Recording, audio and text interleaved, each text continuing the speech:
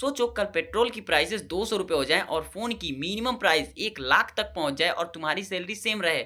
Impossible लगता है, पर ये हो सकता है क्योंकि इंडियन रुपी गिर रहा है और ये डार्क रियलिटी है।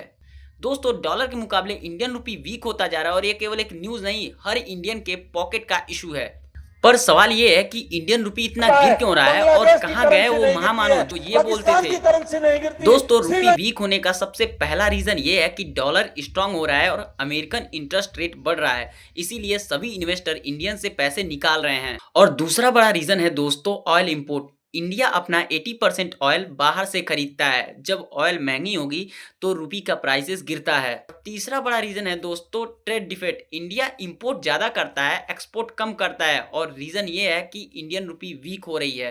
पहले दोस्तों रुपी गिरता था तो देश की मान और सम्मान भी गिरती थी, लेकिन अब ऐसा कुछ नहीं होता है। अब बात करते हैं दोस्तों, रुपी गिरती है तो क्या होता है। सभी चीजें महंगी हो जाती हैं, फोन, लैपटॉप, गैस और टीवी, सभी चीजें महंगी हो जाती हैं। इंडिया का फॉरेनर लोन भी महंगा हो रहा है, मतलब ये है कि फ्यूचर भी अपनी गिरफ्त में है। इन्वेस्टर का ट्रस्ट कम हो जाता है, ग्रोथ कम हो जाता है और जॉब्स की कमी होने लगती है।